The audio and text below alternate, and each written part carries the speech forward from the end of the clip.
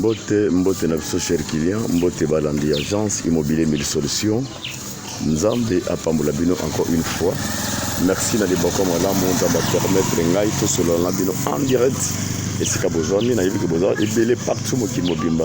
Pour bosala confiance ya Rolanda toujours agence immobilier Mille Solutions. Ngai humble frère na bino Blaise Mobadi na yeko kita awa précisément naza na quartier Ngamaba Maka Ngamaba eza juste derrière Plaza Kolongwa Boulevard ti awa ezali kaka 5 minutes ya pamba, je dis bien 5 à 6 minutes de kolo ya moto soit na voiture na yo.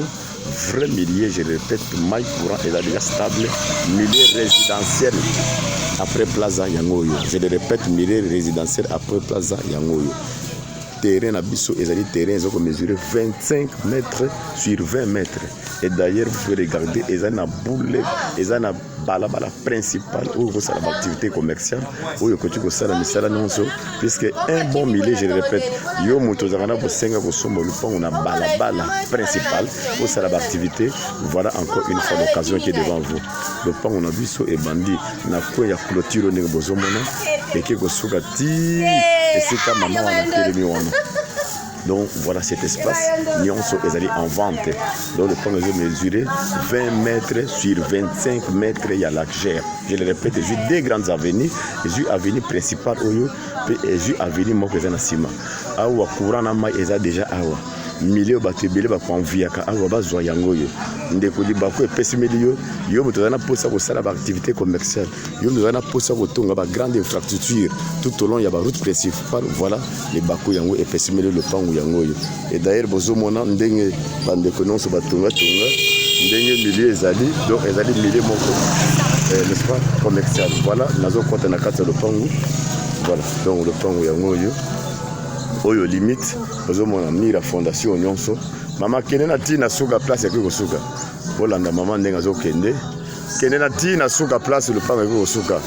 Voilà bolande tout droit ndenga azokende wana azokende juste eza côté le pango et que kosuka la wana bolanda ndenga azokende ndeko soit esika oyo vous ne serez jamais déçu puisque voilà qui esika maman na kosuka wana le pango ezali ko mesurer 25 mètres ya longueur.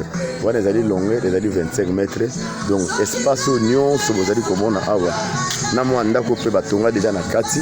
Donc cette grande espace nyonso bozomona terrain nyonso ezali en vente. Le pango mobimba ya oyo ezali en vente na ndako pe déjà ko na ngo pe atonga ki mais ayeko koma ti na niveau il y a l'enton atika na ye maintenant lelo a option à tes espace nyonso. Quel emplacement, quel milieu nanda ko déjà il est cheveux où il s'est trouvé déjà il y a salon mené na deux chambres de salon hein ce que aussi les a fait mise en valeur amener na sala qui déjà fait awa. Voilà espace nyonso au banda ko maman nazali ti na ko wana Simon nyonso déjà c'est basali pe clôture na ye déjà c'est sali donc espace nyonso si maman nyonso déjà clôturé.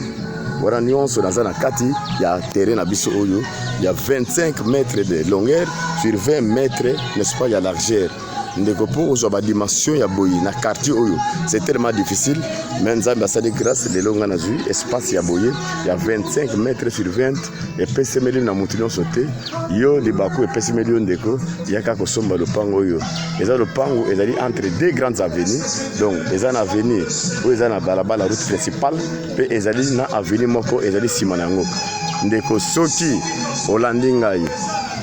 N'hésitez pas à benga le numéro d'angai. Il y a WhatsApp plus 243 90 191 33 41.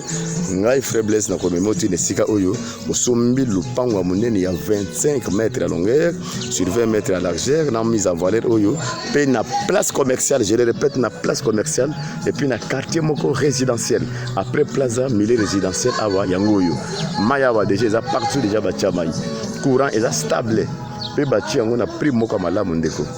Vie urgence bazanango vie besoin bazanango le pango na biso babandi na prix moko malamu bazali ko banango na $35,000 discussion eza vraiment légèrement puisque eza na vraie place, je le répète, awa nyonso kosala comme activité ekosimba puisque ezali na place moko malamu mise en valeur yango na kati wana non se peut ya sia clôture oyo nyonso ezali sima lopango esika na zone. Voilà tout autour bozomona ba infrastructure milo ekenda sango bato bapanvuyaka yango ndenga na yekosala bino émission immobilière na tongo lelo. Nzambe apambola bino encore une fois. Venez nombreux et puis vous s'abonner massivement Kakawa, vous ne serez jamais déçus.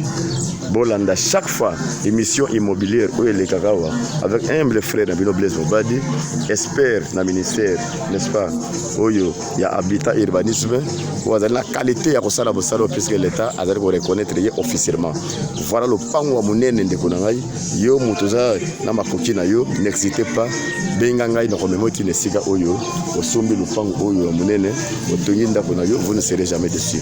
Merci encore une fois, que le Seigneur Jésus-Christ vous bénisse et toujours tous à la connecter, tous à la unis, tous à la souder pour vous rater, n'est-ce pas, vos vidéos dans la. Encore une fois, que le Seigneur vous bénisse richement. Merci, à la prochaine.